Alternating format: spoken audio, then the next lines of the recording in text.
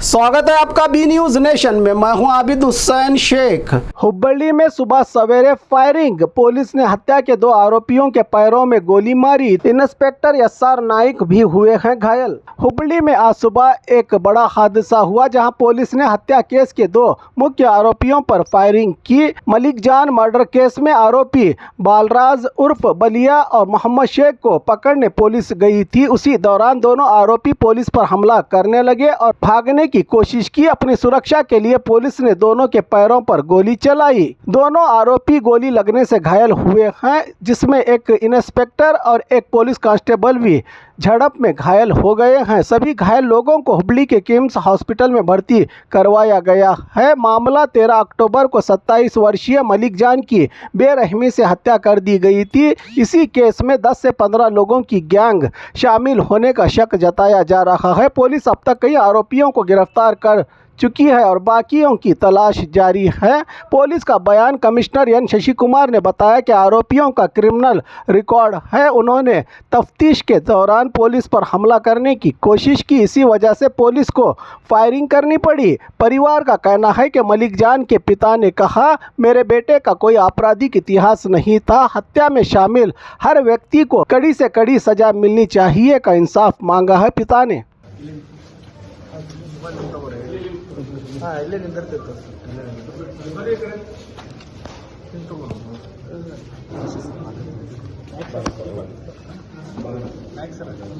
ಸ್ವಲ್ಪ ಸೈಡ್ ಒಳ ಹೋಗ್ಬೇಕು ಸರ್.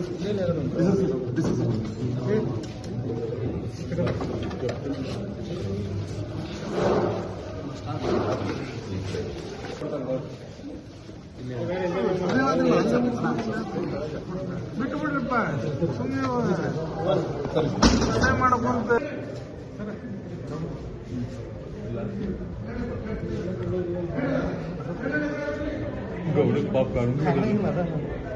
ಸರ್ ಸ್ವಲ್ಪ ಏನು ಬಗ್ಗೆ ಏನು ಇಟ್ಬಿಟ್ಟಿಲ್ಲ.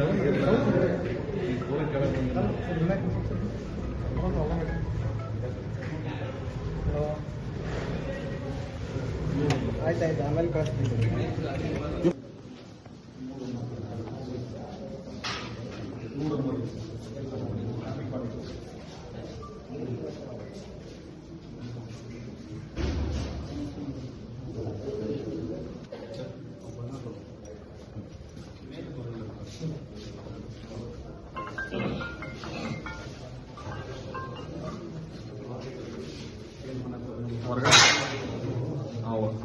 ಓಕೆ, ಆಮೇಲೆ ಸರಿ ಸರಿ ಸರ್.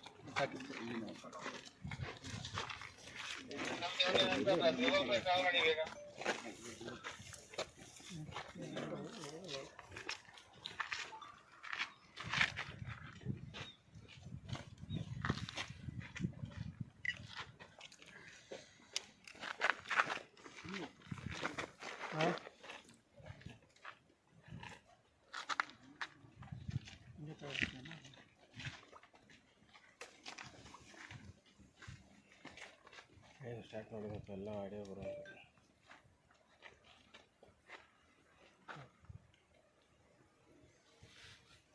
ಹುಬ್ಬಳ್ಳಿ ಧಾರವಾಡದಲ್ಲಿ ಪುಡಿ ರೌಡಿಗಳ ಅಟ್ಟಹಾಸ ಮುಂದುವರೆದಿದ್ದು, ಓರ್ವ ಒಂದು ರೌಡಿ ಶೀಟರ್ನ ಒಂದು ಆಫೀಸರ್ನ ತಡೆಯಾಗಿತ್ತು. ಸೊ ಅದಕ್ಕೆ ಸಂಬಂಧಿಸಿದಂತೆ ಆರೋಪಿಗಳಿಗೆ ಎಡೆದುಕೊಳ್ಳುವಲ್ಲಿ ಪೊಲೀಸರು ತಪ್ಪಿಸಿಕೊಂಡು ಹೋಗುವಂತಹ ಆರೋಪಿಗಳಿಗೆ ಇಬ್ಬರು ಆರೋಪಿಗಳಿಗೆ ಕಾಲಿಗೆ ಗುಂಡು ಹೊಡೆದಿರುವಂಥದ್ದು. ಸೊ ನಾನೀಗ ಯಾವ ಸ್ಥಳದಲ್ಲಿ ಗುಂಡು ಇಡಲಾಗಿದೆ ಅದೇ ಒಂದು ಸ್ಥಳದಲ್ಲಿ ಇರುವಂತಹ ತಾರೀಕು ಸಂಜೆ ಸುಮಾರು 8 ಗಂಟೆ ಸಮಯದಲ್ಲಿ ನಮ್ಮ ಹುಬ್ಬಳ್ಳಿ ಧಾರವಾಡ ಕಮಿಷನರೇಟ್ ವ್ಯಾಪ್ತಿಯ ಬೆಂಡಿಗೇರಿ ಪೊಲೀಸ್ ಠಾಣಾ ಸರಹದ್ದಿನಲ್ಲಿರುವಂಥ ಮಂಟೂರು ರೋಡಲ್ಲಿ ಒಂದು ಘಟನೆ ನಡೆದಿತ್ತು. ಆ ಘಟನೆಯಲ್ಲಿ ಮಲ್ಲಿಕ್ ಜಾನ್ ಅನ್ನುವಂಥ ಸುಮಾರು 27-28 ವರ್ಷದ ಹುಡುಗ, ಇವನಿಗೆ ಸುಮಾರು 8ರಿಂದ 10 ಜನ ಆರೋಪಿಗಳು ಏಕಾಏಕಿ ಮಾರಕಾಸ್ತ್ರಗಳಿಂದ ಹಲ್ಲೆ ಮಾಡಿದರು. ಹಲ್ಲೆ ಮಾಡಿದ ನಂತರ ಅವನ್ನ ಕಿಮ್ಸ್ ಆಸ್ಪತ್ರೆಗೆ ಶಿಫ್ಟ್ ಮಾಡಲಾಗಿ ಆಸ್ಪತ್ರೆಯಲ್ಲಿ ಆತ ಪ್ರಾಣ ಬಿಟ್ಟಿದ್ದ. ಇದರ ಹಿನ್ನೆಲೆಯಲ್ಲಿ ಒಂದು ಕೊಲೆ ಪ್ರಕರಣವನ್ನು ನಾವು ಬೆಂಡಿಗೇರಿ ಪೊಲೀಸ್ ಠಾಣೆಯಲ್ಲಿ ವರದಿ ಮಾಡಿಕೊಂಡಿದ್ವಿ. ಅದರ ಮುಂದುವರೆದ ಭಾಗವಾಗಿ ತನಿಖೆಯನ್ನು ಮಾಡುವಂಥ ಸಂದರ್ಭದಲ್ಲಿ ಸುಮಾರು ಹಲವಾರು ಜನ ಯಾರು ರೌಡಿ ಶೀಟರ್ಸ್ ಇದ್ದಾರೆ ಮತ್ತು ಈ ಒಂದು ಕೃತ್ಯಕ್ಕೆ ಕಾರಣಕರ್ತರಾಗಿದ್ದಾರೆ, ಅವರ ಸಹಚರರಿದ್ದಾರೆ, ಸುಮಾರು ಜನರನ್ನು ನಾವು ವಶಕ್ಕೆ ತಗೊಂಡು ವಿಚಾರಣೆಗೆ ಒಳಪಡಿಸುವಂಥ ಕೆಲಸ ಮಾಡಿದ್ವಿ. ಅದರಲ್ಲಿ ಇಬ್ಬರು ಪ್ರಮುಖ ಆರೋಪಿಗಳು, ಅವರ ಹೆಸರು FIR ಕೂಡ ಇದೆ. ಬಾಲು ಅಲಿಯಾಸ್ ಬಾಲರಾಜ್ ಅಲಿಯಾಸ್ ಬಾಲ್ಯ, ಈತ ಸುಮಾರು 31 ವರ್ಷ. ಈತ ಈ ಟಗರು ಸಾಕಾಣಿಕೆ ಮಾಡುವಂಥ ಉದ್ಯೋಗ ಮಾಡ್ತಾನೆ. ಅದು ಹೇಳ್ಕೊಳ್ಳಿಕ್ಕಷ್ಟೇ, ಏನು ಕೆಲಸ ಮಾಡ್ತೀನಿ ಅಂದರೆ ಟಗರು ಸಾಕಾಣಿಕೆ ಮಾಡ್ತೀನಿ ಅಂತ ಹೇಳ್ತಾನೆ. ಯಾವ ಟಗರು ಸಾಕೋದಕ್ಕಿಂತ ಹೆಚ್ಚಾಗಿ ಶೋಕಿಗೆ ಅಷ್ಟೇ ಮಾಡೋದು. ಇವ್ರದ್ದು ಫುಲ್ ಟೈಮ್ ದಂದಾನೆ ಕ್ರಿಮಿನಲ್ ಆ್ಯಕ್ಟಿವಿಟೀಸು, ರಾಬರಿ ಮಾಡುವಂಥದ್ದು, ಗ್ಯಾಂಗ್ಗಳು ಕಟ್ಕೊಂಡು ಆ ಏರಿಯಾಗಳಲ್ಲಿ ಹವಾ ಕ್ರಿಯೇಟ್ ಮಾಡ್ಕೊಳ್ಳೋವಂಥದ್ದು, ಮತ್ತು ಹೆಂಚ್ಮೆನ್ ಥರ ಉಪಯೋಗ ಆಗುವಂಥದ್ದು. ಅಂದರೆ ಯಾರಿಗಾದರೂ ಏನಾದರೂ ಕೃತ್ಯಗಳು ಮಾಡಬೇಕು ಅಂತಂದರೆ ಇವ್ರುಗಳು ಆ ಕೃತ್ಯ ನಾವು ಮಾಡಿಕೊಡ್ತೀವಿ, ಇಷ್ಟು ದುಡ್ಡು ಕೊಡಿ ಅನ್ನೋ ರೀತಿ ಹಣ ತೊಗೊಳುವಂಥದ್ದು, ಸುಪಾರಿ ಕಿಲ್ಲಿಂಗ್ ಮಾಡುವಂಥದ್ದು, ಈ ಥರ ಕೃತ್ಯಗಳಲ್ಲಿ ಈ ವ್ಯಕ್ತಿ ತೊಡಗಿಕೊಂಡಿದ್ದ ಅನ್ನುವಂಥದ್ದು. ಮತ್ತು ಇನ್ನೊಬ್ಬ ಆರೋಪಿ ಮೊಹಮ್ಮದ್ ಹಫೀಜ್ ಅಂತ, ಇವನ ಮೇಲೆ ಕೂಡ ನಮ್ಮ ಬೆಂಡಿಗೇರಿ ಪೊಲೀಸ್ ಠಾಣೆ ಸೇರಿದಂತೆ ಬೇರೆ ಬೇರೆ ಪೊಲೀಸ್ ಠಾಣೆಯಲ್ಲಿ ಸಾಕಷ್ಟು ಪ್ರಕರಣಗಳಿದ್ದಾವೆ. ಈ ಆರೋಪಿಗಳ ಮೇಲೆ ಕೊಲೆ ಪ್ರಯತ್ನ, ಕೊಲೆ ಪ್ರಕರಣ, ದರೋಡೆ, ರಾಬರಿ ಸೇರಿದಂತೆ ಸುಮಾರು 10ಕ್ಕೂ ಹೆಚ್ಚು ಪ್ರಕರಣಗಳು ನಮ್ಮ ಬೆಂಡಿಗೇರಿ ಶಹರ ಪೊಲೀಸ್ ಠಾಣೆ, ಅಶೋಕ್ ನಗರ ಪೊಲೀಸ್ ಠಾಣಾ ಸರಹದ್ದಿನಲ್ಲಿ ದಾಖಲಾಗಿದೆ. ಇವರಿಬ್ಬರನ್ನ ನಾವು ವಶಕ್ಕೆ ತಗೊಂಡು ವಿಚಾರಣೆಗೊಳಪಡಿಸಿ ಇವರು ಈ ಕೃತ್ಯದಲ್ಲಿ ನೇರ ಭಾಗಿಯಾಗಿರೋದು ಹಿನ್ನೆಲೆಯಲ್ಲಿ ಕಂಡುಬಂದ ಸಂದರ್ಭದಲ್ಲಿ ಹೆಚ್ಚುವರಿ ತನಿಖೆ ಮತ್ತು ವಿಚಾರಣೆ ಸಂದರ್ಭದಲ್ಲಿ ಮಂಟೂರು ರೋಡ್ ಹತ್ತಿರದಲ್ಲಿ ಇರುವಂಥ ಒಂದು ಶೆಡ್ಡಲ್ಲಿ ಇತರೆ ಆರೋಪಿಗಳು ಇದ್ದಾರೆ ಅನ್ನೋಂಥ ಮಾಹಿತಿಯನ್ನು ಡಿಸ್ಕ್ಲೋಸ್ ಮಾಡ್ತಾರೆ. ಸೊ ಆ ಆರೋಪಿಗಳನ್ನ ವಶಕ್ಕೆ ತೊಗೊಳ್ಲಿಕ್ಕೆ ಅಂತ ಇವತ್ತು ಬೆಳಗ್ಗೆ ನಮ್ಮ ಬೆಂಡಿಗೇರಿ ಪೊಲೀಸ್ ಠಾಣಾ ಇನ್ಸ್ಪೆಕ್ಟರ್ ಏನಿದ್ದಾರೆ SR ನಾಯ್ಕ್ ಅವರ ನೇತೃತ್ವದಲ್ಲಿ ನಮ್ಮ ತಂಡ ಹೋದಂಥ ಸಂದರ್ಭದಲ್ಲಿ ಏಕಾಏಕಿ ಅಲ್ಲಿದ್ದಂಥ ಪೊಲೀಸರ ಮೇಲೆ ಈ ಇಬ್ಬರು ಆರೋಪಿಗಳು ಹಲ್ಲೆ ಮಾಡಿಬಿಟ್ಟು ತಪ್ಪಿಸ್ಕೊಂಡು ಹೋಗೋ ಪ್ರಯತ್ನ ಮಾಡಿದ್ದಾರೆ. ಮೀನ್ವೈಲ್ ಆ ಶೆಡ್ ಹತ್ರ ಇದ್ದಂಥ ಕೆಲವು ಆರೋಪಿಗಳು ಕೂಡ ಆ ಗೊಂದಲದಲ್ಲಿ ತಪ್ಪಿಸ್ಕೊಂಡು ಹೊರಟೋಗಿದ್ದಾರೆ. ಸೊ ಈ ಸಂದರ್ಭದಲ್ಲಿ ಕೊಲೆಯಂಥ ಗಂಭೀರ ಪ್ರಕರಣಗಳಲ್ಲಿ ಭಾಗಿಯಾಗಿರುವ ಈ ಇಬ್ಬರು ಆರೋಪಿಗಳನ್ನು ವಶಕ್ಕೆ ತೊಗೊಳ್ಲಿಕ್ಕೆ ಮತ್ತು ಅವರಿಂದ ನಮ್ಮ ಪೊಲೀಸ್ ಅಧಿಕಾರಿ ಸಿಬ್ಬಂದಿಗಳಿಗೆ ಹಲ್ಲೆ ಆಗಬಾರ್ದು ಅನ್ನೋ ಕಾರಣಕ್ಕೆ ಒಟ್ಟು 2 ರೌಂಡ್ ಏರ್ ಫೈರ್ ಮಾಡಿದ್ದಾರೆ. ಆಗ ನಿಂತಿಲ್ಲ ಅವ್ರು, ಮತ್ತೆ ಓಡಲಿಕ್ಕೆ ಮುಂದುವರೆದ ಹಿನ್ನೆಲೆಯಲ್ಲಿ 4 ರೌಂಡ್ಗಳನ್ನು ಇಬ್ಬರು ಆರೋಪಿಗಳ ಮೇಲೆ ಫೈರ್ ಮಾಡಿದ್ದಾರೆ. ಅದರಲ್ಲಿ ತಲಾ ಒಂದೊಂದು ಗುಂಡಿನ ಸುತ್ತು ಒಬ್ಬೊಬ್ಬ ಆರೋಪಿ ಮೇಲೆ ಕಾಲಿನ ಭಾಗಕ್ಕೆ ಬಿದ್ದಿದೆ. ಅವರಿಬ್ಬರನ್ನ ವಶಕ್ಕೆ ತೊಗೊಂಡಿದ್ದಾರೆ. ಈ ಸಂದರ್ಭದಲ್ಲಿ ನಮ್ಮ ಇನ್ಸ್ಪೆಕ್ಟರ್ ಬೆಂಡಿಗೇರಿ SR ನಾಯ್ಕ್ ಅವರಿಗೆ ಮತ್ತು ಇನ್ನೂ ಇಬ್ಬರು ನಮ್ಮ ಸಿಬ್ಬಂದಿಗಳು, ನೂರ್ ಅಹಮದ್ ನೀಲ್ಗಾರ್ ಅಂತ ಒಬ್ಬ, ಆಮೇಲೆ ಇನ್ನೊಬ್ಬ ಕಿರಣ್ ಚಲವಾದಿ ಅನ್ನುವಂಥ ಇಬ್ಬರು ಸಿಬ್ಬಂದಿಗಳಿಗೆ ಕೂಡ ಪೆಟ್ಟುಗಳಾಗಿದೆ. ಒಟ್ಟು ಈ ಇಬ್ಬರು ಗುಂಡಿನ ಪೆಟ್ಟು ತಿಂದಂಥ ಆರೋಪಿಗಳು ಹಾಗೂ ನಮ್ಮ ಅಧಿಕಾರಿ ಸಿಬ್ಬಂದಿಗಳು ಸೇರಿದಂತೆ 5 ಜನರನ್ನು ನಾವು ಕಿಮ್ಸ್ಗೆ ಅಡ್ಮಿಟ್ ಮಾಡಿದ್ದೀವಿ. All are out of danger, ಎಲ್ಲರೂ ಪ್ರಾಣಾಪಾಯದಿಂದ ಪಾರಾಗಿದ್ದಾರೆ.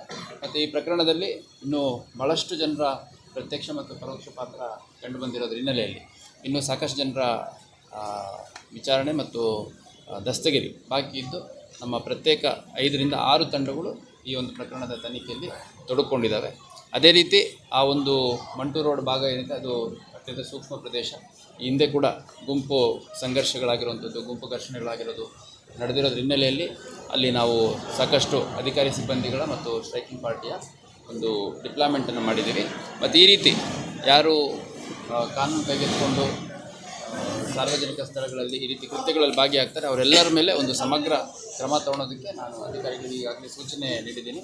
ಮುಂದಿನ ದಿನಗಳಲ್ಲಿ ಗುಂಡಾ ಆ್ಯಕ್ಟ್ ಸೇರಿದಂತೆ ಕಕೋಕ ಅಂತೇನು Karnataka control of organised crimes act ಅಂತೇನಿದೆ, ಆ ಒಂದು ಕಕೋಕ ಕಾಯ್ದೆಯನ್ನು ಜಾರಿ ಮಾಡುವಂಥದ್ದು ಮತ್ತು ಎಕ್ಸ್ಟರ್ನ್ಮೆಂಟ್ ಗಡೀಪಾರು ಮಾಡುವಂಥದ್ದು ಸೇರಿದಂತೆ ಅವ್ರ ಮೇಲಿರುವಂಥ ವಾರೆಂಟ್ಗಳು, ನಾನ್ ಬೇಲಬಲ್ ವಾರೆಂಟ್ಗಳನ್ನು ಎಲ್ಲವನ್ನು ಎಕ್ಸಿಕ್ಯೂಟ್ ಮಾಡೋದಕ್ಕೆ ಒಂದು ಕಾಂಪ್ರೆನ್ಸಿವ್ ಪ್ಲ್ಯಾನ್ ಮಾಡಿಕೊಂಡು ಈ ರೀತಿ ಗುಂಪು ಘರ್ಷಣೆ ಆಗಲಿ, ಗ್ಯಾಂಗ್ ವಾರ್ ಆಗಲಿ ಅಥವಾ ಕೊಲೆ ಪ್ರಯತ್ನದ ಪ್ರಕರಣಗಳು ಹಾಗೂ ಮಾರಕಾಸ್ತ್ರಗಳ ಉಪಯೋಗ ಮಾಡುವಂಥ ನಿಟ್ಟಿನಲ್ಲಿ ಯಾರ್ಯಾರು ಆಲೋಚನೆಗಳು ಇಟ್ಕೊಂಡಿದ್ದಾರೆ ಅವರೆಲ್ಲರ ಚಟುವಟಿಕೆಗೆ ಕಡಿವಾಣ ಹಾಕುವಂಥ ಕೆಲಸವನ್ನು ಮಾಡಲಾಗುತ್ತೆ. ಮಲ್ಲಿಕನ ಕುಟುಂಬದವ್ರು ಏನು ಹೇಳಿದಂದ್ರೆ ಅದು ಅಮಾಯಕಿದ್ದ ಯಾವುದೇ ಅಪರಾಧ ಕೃತ್ಯಗಳಲ್ಲಿ ಭಾಗಿಯಾಗಿರಲಿಲ್ಲ, ಆದರೂ ಕೂಡ ಅವನ ಮೇಲೆ ಅಟ್ಯಾಕ್ ಮಾಡಿದ್ರೆ ಪೊಲೀಸರು ಕೂಡ ಎಲ್ಲ ನಿರ್ಲಕ್ಷ್ಯ ವಹಿಸಿದ್ರು ಅಂತ ಪ್ರತಿಭಟನೆ ಕೂಡ ಅವ್ರ ಮನೆಗೆ ನೋಡಿ, ನಾನೊಂದು ಮಾತು ಹೇಳಲಿಕ್ಕೆ ಇಷ್ಟಪಡ್ತೇನೆ. ನಾನೆಲ್ಲ ಪೋಷಕರಲ್ಲಿ ಮನವಿ ಮಾಡಲಿಕ್ಕೆ ಇಷ್ಟಪಡ್ತೇನೆ. ನಿಮ್ಮ ಮಕ್ಕಳು ಯಾರ ಜೊತೆ ಓಡಾಡ್ತಿದ್ದಾರೆ ಅನ್ನುವಂಥದ್ದನ್ನು ಸ್ವಲ್ಪ ಗಮನಿಸಿ. ಈಗ ಒಬ್ಬ ರೌಡಿ ಶೀಟರು, ಒಬ್ಬ ಗೂಂಡಾ ಆ್ಯಕ್ಟಲ್ಲಿ ಒಳಗಡೆ ಇರೋನು, ಒಬ್ಬ ಕೊಲೆ ಪ್ರಯತ್ನದ ಕೇಸ್ಗಳಲ್ಲಿರೋವಂಥವನ್ನ ಜೊತೆಗೆ ನಾನು ಡ್ರೈವಿಂಗ್ ಮಾಡ್ಕೋತೀನಿ, ಅವನದೇನೋ ದುಡ್ಡು ಕಾಸಿನ ವ್ಯವಹಾರ ಮಾಡ್ಕೋತೀನಿ, ಅಥವಾ ಅವ್ನು ನನಗೆ ಭಾಳ ಪ್ರೀತಿಯಿಂದ ನೋಡ್ತಾನೆ, ಹಂಗಾಗಿ ಅವನ ಜೊತೆ ಇರ್ತೀನಿ. ಯಾರು ಪೇರೆಂಟ್ಸು, ಎಲ್ಲ ಪೇರೆಂಟ್ಸ್ ಇದ್ರ ಬಗ್ಗೆ ಗಮನ ಹರಿಸ್ಬೇಕಲ್ಲ. ಈಗ ನಿಮ್ಮ ಮಗ ಅಮಾಯಕ ಇರ್ಬೋದು, ಆದರೆ ಓಡಾಡ್ತಿರೋ ಸಂಘ, ಸ್ನೇಹಿತರ ಸಂಘ ಎಂಥದ್ದಿದೆ ಅನ್ನೋಂಥದ್ರ ಬಗ್ಗೆ ಗಮನ ಹರಿಸ್ಲೇಬೇಕಲ್ಲ. ಒಂದು ಬುಟ್ಟಿಯಲ್ಲಿ ಟೊಮೊಟೊ ಹಣ್ಣು ಇದ್ದಾಗ ಒಂದು ಕೊಳತೋಗಿದೆ ಅಂತಂದರೆ ಆ ಕೊಳಕ್ಕೇನಿದೆ, ಕೊಳತಿರೋವಂಥದ್ದು ಎಲ್ಲದಕ್ಕೂ ಹತ್ತುತ್ತಾ ಬರುತ್ತೆ.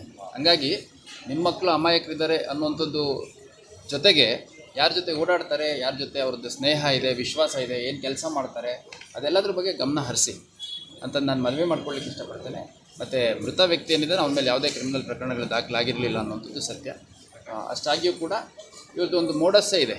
ಈ ಎರಡೂ ಗ್ಯಾಂಗ್ನವ್ರದ್ದು ಏನು ಮೋಡಸ್ ಅಂದರೆ ಯಾವ ರೀತಿ ಆಪ್ರೇಟ್ ಮಾಡ್ತಾರೆ ಅಂದರೆ, ಹೆಚ್ಚು ಕ್ರಿಮಿನಲ್ ಹಿನ್ನೆಲೆ ಇಲ್ದಿರೋವಂಥ ಹುಡುಗರನ್ನ, ಯುವಕರನ್ನ ಹಿಡ್ಕೊಂಡು ಅವ್ರಗಳ ಕಡೆಯಿಂದ ಕೃತ್ಯಗಳನ್ನು ಮಾಡಿಸುವಂಥದ್ದು. 19-20 ವರ್ಷ ವಯಸ್ಸಿನ ಹುಡುಗರನ್ನ ಮುಂದೆ ಬಿಟ್ಬಿಟ್ಟು ಅವ್ರ ಕಡೆಯಿಂದ ಕೃತ್ಯ ಮಾಡಿಸುವಂಥದ್ದು. ಸೊ ಮೇಲ್ನೋಟಕ್ಕೆ ಇವ್ರು ಯಾರೋ ಹೊಸ ಹುಡುಗರು ಮಾಡಿದ್ದಾರೆ ಅನ್ನುವಂಥದ್ದು ಭಾವನೆ ಬರುತ್ತೆ. ಒಂದು. ಎರಡನೇದು, ಯಾರು ಕ್ರಿಮಿನಲ್ ಹಿನ್ನೆಲೆ ಇರುವಂಥ ವ್ಯಕ್ತಿಗಳಿರ್ತಾರೆ ಅವ್ರಿಗೆ ನೇರ ಅಟ್ಯಾಕ್ ಮಾಡದೆ ಅವ್ರ ಸುತ್ತಮುತ್ತ ಇರುವಂಥ ಅಮಾಯಕರನ್ನ ಟಾರ್ಗೆಟ್ ಮಾಡುವಂಥ ಉದ್ದೇಶ. ಇದೊಂದು ಸ್ಟ್ರಾಟಜಿನೇ. ಇದಿಲ್ಲಷ್ಟೇ ಅಲ್ಲ, ನಾನು ಬೆಂಗಳೂರು, ಮಂಗಳೂರು, ಗುಲ್ಬರ್ಗ ಸೇರಿದಂತೆ ಭಾಳಷ್ಟು ಸ್ಥಳಗಳಲ್ಲಿ ನಾನು ಕೆಲಸ ಮಾಡಿರುವಂಥ ಜಾಗಗಳಲ್ಲಿ ನೋಡಿದ್ದೀನಿ. ಉದ್ದೇಶ ಏನಂದರೆ, ಯಾರೋ ಒಬ್ಬ ಇನ್ನೋಸೆಂಟ್, ಯಾವುದೇ ಕ್ರಿಮಿನಲ್ ಹಿನ್ನೆಲೆ ಇಲ್ದಿರೋವಂಥ ವ್ಯಕ್ತಿನೂ ಹೊಡಿತಾರೆ ಅಂತಂದರೆ ಆ ಗ್ಯಾಂಗ್ ಹತ್ರ ಬರಲಿಕ್ಕೆ, ಆ ಗ್ಯಾಂಗ್ ಸುತ್ತಮುತ್ತ ಗುರುತಿಸ್ಕೊಳ್ಳಿಕ್ಕೆ ಎಲ್ಲರೂ ಹಿಂಜರಿತಾರೆ ಅನ್ನುವಂಥದ್ದು ಇದರ ಉದ್ದೇಶ. ಒಂದು. ಎರಡನೇದು, ಹೆಚ್ಚು ಕ್ರಿಮಿನಲ್ ಹಿನ್ನೆಲೆ ಇಲ್ದಿರುವಂಥ ಕೆಲವು ಸಂದರ್ಭದಲ್ಲಿ ಅಪ್ರಾಪ್ತರನ್ನು ಮತ್ತು ಚಿಕ್ಕ 19, 20, 21 ವರ್ಷ ವಯಸ್ಸಿನ ಹುಡುಗರನ್ನು, ಕ್ರಿಮಿನಲ್ ಹಿನ್ನೆಲೆ ಇಲ್ದಿರುವಂಥ ಹುಡುಗರನ್ನ ಕೃತ್ಯಗಳಿಗೆ ಪ್ರೋತ್ಸಾಹಿಸಿಬಿಟ್ಟು ಈ ರೀತಿ ಮಾಡಿಸೋದ್ರಿಂದ ಒಂದೇ ಕೇಸ್ ಆಗಿರುತ್ತೆ. ಪೊಲೀಸರು ಏನು ಕ್ರಮ ತೊಗೊಳ್ತಾರೆ, ಅಥವಾ ಅವರವರೇ ಹೊಸದಾಗಿ ಮಾಡ್ಕೊಂಡಿದ್ದಾರೆ ಅಂತಂದು ನಾವು ಬಚಾವಾಗ್ಬೋದು ಅನ್ನುವಂಥದ್ದು. ಅದೇ ರೀತಿ ಕಾನ್ಸ್ಪಿರಸಿ ಮಾಡಿಬಿಟ್ಟು ಎಲ್ಲ ಸ್ಕೆಚ್ಚಾಗಿ ಕೊಟ್ಟು ಯಾವ ರೀತಿ ಎಕ್ಸಿಕ್ಯೂಟ್ ಮಾಡಬೇಕು, ಅದಕ್ಕೆ ಗಾಡಿ ಸಪೋರ್ಟ್ ಏನು ಬೇಕು, ಹಣದ ಸಪೋರ್ಟ್ ಏನು ಬೇಕು, ಅದೇ ರೀತಿ ನಂತರದ ದಿನಗಳಲ್ಲಿ ಲಾಯರ್ಗಳ ಖರ್ಚೇನಿರುತ್ತೆ, ಕೋರ್ಟ್ ಖರ್ಚೇನಿರುತ್ತೆ, ಅದನ್ನೆಲ್ಲ ನಾವು ನಿರ್ವಹಿಸ್ತೀವಿ ಅಂತ ಜವಾಬ್ದಾರಿ ತೊಗೊಂಡು ಅಫೆನ್ಸ್ ಆಗೋ ಟೈಮಲ್ಲಿ ನಾವು ಈ ಸ್ಥಳದಲ್ಲಿ ಇರಲಿಲ್ಲ ಅನ್ನೋ ರೀತಿ ಬೇರೆಲ್ಲ ಹೋಗಿ ಕೂತ್ಕೊಳ್ಳೋವಂಥ ಒಂದು ಪ್ರವೃತ್ತಿನೂ ಇದೆ. ಅದು ಕೂಡ ಈ ಒಂದು ಪ್ರಕರಣದಲ್ಲಿ ಕೆಲ ಆರೋಪಿಗಳಿಂದ ನಮಗೆ ನಡೆದಿರುವಂಥದ್ದು ಕಂಡು ಬಂದಿದೆ. ಹಂಗಾಗಿ ಹುಬ್ಬಳ್ಳಿ, ಧಾರವಾಡ ಏನಿದೆ ಅತ್ಯಂತ ಶಾಂತಿಪ್ರಿಯ ನಗರಗಳಿದ್ದಾವೆ. ಈ ಅವಳಿ ನಗರಗಳಿಗೆ ತನ್ನದೇ ಆದಂಥ ಒಂದು ಶ್ರೇಷ್ಠತೆ ಇದೆ, ತನ್ನದೇ ಆದಂಥ ಒಂದು ಶಕ್ತಿ ಇದೆ. ಇದೊಂದು ಶಿಕ್ಷಣ ಕಾಶಿ ಹೌದು, ಉದ್ಯೋಗ ಕಾಶಿ ಹೌದು, ಮೆಡಿಕಲ್ ಲಕ್ಷಾಂತರ ಜನ ಹೊರ ಜಿಲ್ಲೆಗಳಿಂದ, ಹೊರ ರಾಜ್ಯಗಳಿಂದ ಇಲ್ಲಿ ವ್ಯಾಪಾರ, ವಹಿವಾಟು, ವಿದ್ಯಾಭ್ಯಾಸಕ್ಕೆ ಬರ್ತಾರೆ. ಅವ್ರು ಯಾರಿಗೂ ನಮ್ಮ ಹುಬ್ಬಳ್ಳಿ ಧಾರವಾಡದಲ್ಲಿ ಸುರಕ್ಷತೆಯ ಕೊರತೆ ಇದೆ ಅಂತ ಭಾವನೆ ಬರಬಾರ್ದು. ಆ ನಿಟ್ಟಿನಲ್ಲಿ ನಮ್ಮ ಪೊಲೀಸ್ ಇಲಾಖೆ ಭಾಳ ದಿಟ್ಟವಾಗಿ ಕ್ರಮ ತಗೊಳುತ್ತೆ. ಕಠಿಣ ಕಾನೂನು ಕ್ರಮಗಳನ್ನು ಕೈಗೊಳ್ಳುತ್ತೆ. ಈಗಾಗಲೇ ಕೈಗೊಂಡಿದ್ದೀವಿ. ನಮ್ಮಲ್ಲಿ 4 ಗುಂಡಾ ಆ್ಯಕ್ಟ್ ಮಾಡಿದ್ದೀವಿ. ನಮ್ಮ ಕ್ರಮವನ್ನು ಹೈಕೋರ್ಟ್ ಅಡ್ವೈಸರಿ ಬೋರ್ಡ್ ಅವರು ಅಪೋಲ್ಡ್ ಕೂಡ ಮಾಡಿದ್ದಾರೆ. ಸುಮಾರು 107 ಜನರನ್ನು ನಾವು ಗಡೀಪಾರು ಮಾಡಿದ್ದೀವಿ. ಇದ್ರ ಜೊತೆಯಾಗಿ ಇನ್ನೂ ಮುಂದಿನ ದಿನಗಳಲ್ಲಿ ಹೆಚ್ಚಿನ ಕ್ರಮಗಳನ್ನು ತಗೊಳೋದ್ರ ಮುಖಾಂತರ ಹುಬ್ಬಳ್ಳಿ, ಧಾರವಾಡ, ಅವಳಿ ನಗರವನ್ನು ಹೆಚ್ಚು ಸುರಕ್ಷಿತವಾಗಿ ಮಾಡೋ ನಿಟ್ಟಿನಲ್ಲಿ ನಾವು ಪ್ರಯತ್ನ ಮಾಡ್ತೀವಿ. ನಾನು ಎಲ್ಲ ಸಾರ್ವಜನಿಕರಿಗೂ ಮತ್ತು ಪೋಷಕರಿಗೂ ಮುಖ್ಯವಾಗಿ ಮನವಿ ಮಾಡುವಂಥದ್ದು, ತಮ್ಮ ಮಕ್ಕಳು ಎಲ್ಲಿ ಹೋಗ್ತಾರೆ, ಎಲ್ಲಿ ಬರ್ತಾರೆ, ಯಾರ ಜೊತೆ ಸಹವಾಸ ಇದೆ, ಇದೆಲ್ಲದ್ರ ಬಗ್ಗೆ ಸ್ವಲ್ಪ ಗಮನ ಹರಿಸಿ ತಾವುಗಳು ಖುದ್ದಾಗಿ, ಪ್ಲಸ್ ತಮ್ಮ ಕಮ್ಯುನಿಟಿ ಲೀಡರ್ಸ್ ಏನಿದ್ದಾರೆ ಅಥವಾ ಸ್ಥಳೀಯ ಚುನಾಯಿತ ಪ್ರತಿನಿಧಿಗಳಿರ್ತಾರೆ ಅವ್ರಗಳ ಕಡೆಯಿಂದ ತಿಳುವಳಿಕೆ ಹೇಳಿಸೋದ್ರ ಮುಖಾಂತರ ಕ್ರೈಮ್ ಸೇರಿದಂತೆ ಬೇರೆ ಬೇರೆ ಇಲ್ಲಿಗಲ್ ಚಟುವಟಿಕೆಗಳಲ್ಲಿ ತೊಡಗಿಸ್ಕೊಳ್ಳದೆ ಒಳ್ಳೆ ರೀತಿಯಲ್ಲಿ ಸರಿ ಮಾರ್ಗದಲ್ಲಿ ಹೋಗಲಿಕ್ಕೆ ಎಲ್ಲರೂ ಪ್ರಯತ್ನ ಮಾಡಬೇಕು. ನಾವು ಸುಮಾರು 500ಕ್ಕೂ ಹೆಚ್ಚು ಜನ ಯಾರು ರೌಡಿ ಶೀಟರ್ಸ್ ಇದ್ದರೂ ಅವ್ರದ್ದು ರೌಡಿ ಶೀಟನ್ನು ಮುಕ್ತಾಯ ಮಾಡಿದ್ದೀವಿ. ಹಳೆಯ ರೌಡಿ ಶೀಟರ್ಗಳಿರ್ಬೋದು, ಅಥವಾ ಇತ್ತೀಚಿನ ದಿನಗಳಲ್ಲಿ ಚಟುವಟಿಕೆ ಇಲ್ದಿರೋವಂಥವ್ರು, ಭಾಳ ಹಿಂದಿನ ವರ್ಷಗಳಲ್ಲಿ ರೌಡಿ ಶೀಟ್ ಓಪನ್ ಆಗಿದ್ದಂಥವ್ರು, ವಯಸ್ಸಾಗಿರೋವಂಥವ್ರು, ಇಂಥವ್ರನ್ನೆಲ್ಲ ನಾವು ಕ್ಲೋಸ್ ಮಾಡಿದ್ವಿ. ಸುಮಾರು 500ಕ್ಕೂ ಹೆಚ್ಚು ರೌಡಿ ಶೀಟ್ನ ಕ್ಲೋಸ್ ಮಾಡಿದ್ವಿ. ಉದ್ದೇಶ ಏನಂದರೆ ಎಲ್ಲರೂ ಮುಖ್ಯವಾಹಿನಿಗೆ ಬರಬೇಕು ಅಂತಂದು. ಹಂಗಾಗಿ ಇನ್ನು ಮುಂದಿನ ದಿನಗಳಲ್ಲೂ ಕೂಡ ಯಾರು ಮುಖ್ಯವಾಹಿನಿಗೆ ಬಂದು ಒಳ್ಳೆ ರೀತಿಯಲ್ಲಿ ಇರ್ತಾರೆ ಅವ್ರ ಮೇಲೆ ಕಾನೂನು ಕ್ರಮವನ್ನು ಕೈಗೊಳ್ಳದೇ ಇರುವಂಥದ್ದು ಮತ್ತು ರೌಡಿ ಶೀಟ್ಗಳು ಮುಕ್ತಾಯ ಮಾಡುವಂಥದ್ದು, ಅದ್ರ ಬಗ್ಗೆ ನಾವು ನಮ್ಮ ಇಲಾಖೆ ಮುಕ್ತವಾಗಿದೆ. ಅದರ ಜೊತೆಗೆ ಯಾರು ಇದೇ ರೀತಿ ಚಟುವಟಿಕೆಗಳು ಮುಂದುವರಿತಾರೆ ಅವ್ರ ಮೇಲೆ ಕಠಿಣ ಕಾನೂನು ಕ್ರಮವನ್ನು ಕೈಗೊಳ್ಳಲಾಗುತ್ತೆ. और खबरों के लिए देखते रहिए बी न्यूज नेशन।